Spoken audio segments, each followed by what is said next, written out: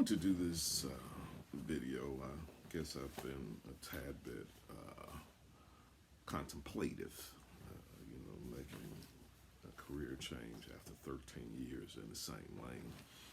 But thinking about going more so into the sales training arena, going into consulting. I'm 55. Since I was 20 years old, I've made a living selling. If I didn't kill it, I didn't eat. Over time, I've learned how to knock on the door. Over time, I've learned how to use the telephone greatly. Over time, I've learned how to build relationships and build a network. Sales is the lifeblood of every business. I had someone tell me once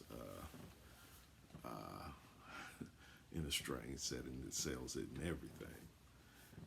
And that person was in a supervisory position. Well, if sales isn't everything, well, why does our expectations keep going up if sales isn't everything? But if you don't sell, if revenue isn't generated, the business goes bust. No matter how great the idea is, no matter how valuable the concept is, no matter how awesome the service is, it has to be sold. If you're going to be great in sales, definitely there needs to be belief in yourself. Confidence is portable. If you believe in yourself, it's so much easier to get the next man or the next woman to believe in you. Then you have to believe in your product. I mean, I've often talked about the Ford salesman driving a Chevrolet, and I understand if sometimes you've already were driving a certain vehicle before you started this job or you started this thing.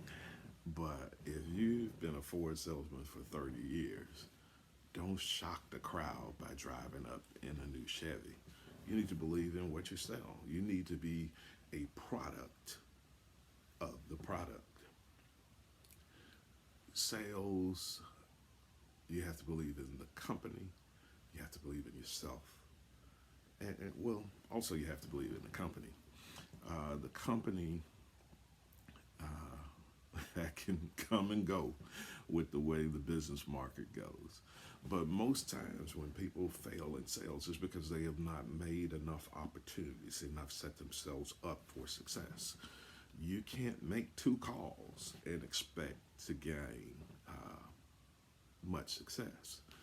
You're no better than your pipeline, as they like to talk in sales. I hadn't been in the B2B market in a while, but I've made a living in the B2B market. And in the B2B market, it's touches. How many people can you reach by phone? How many people can you knock on the door and meet?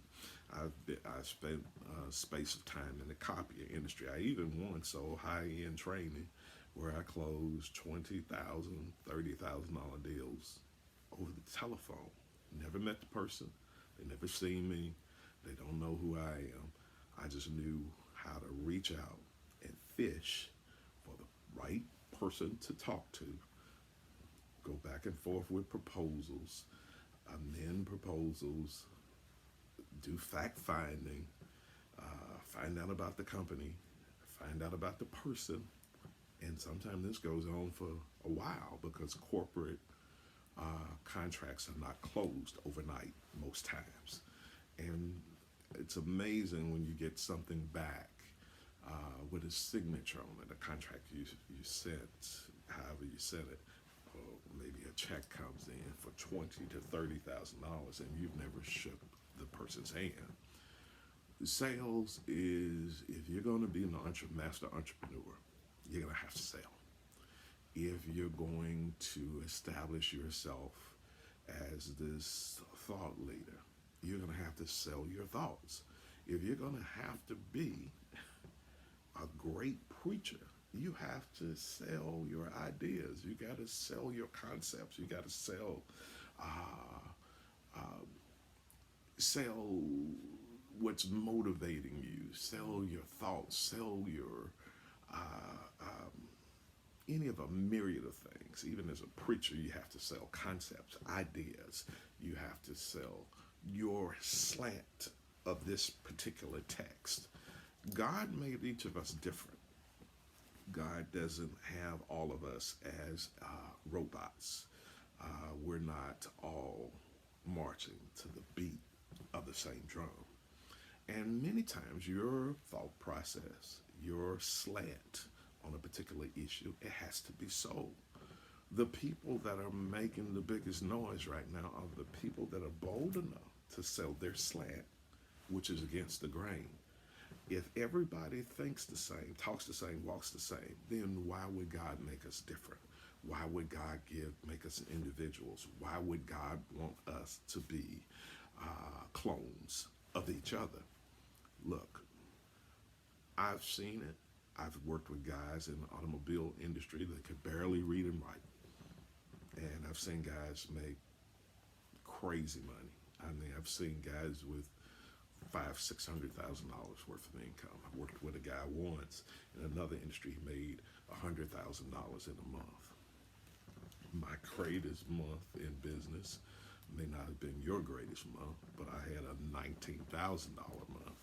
That's what sales can do. I have people who consistently want to go the professional route and they look down at the salesperson. But if you go to the gated communities of your city, I'm not even talking about mine, you go to the gated communities of your city, knock, if you go door by door, you're going to find somebody that's been spectacular in sales. You got to sell. There are car salesmen that are making millions of dollars because they become dealers. There are preachers that are selling their ideas, selling books. I hear guys like Joel Osteen, T.D. Jakes, they don't make anything from the church and not on the church's payroll because they're making so much money selling their ideas in the form of books, tapes, and other products. Look, folks, selling, you shouldn't look down on the salesperson because the salesperson is the person that makes the industry run, that makes the company grow, that makes the company go. I'm proud to be a salesperson. You should be also.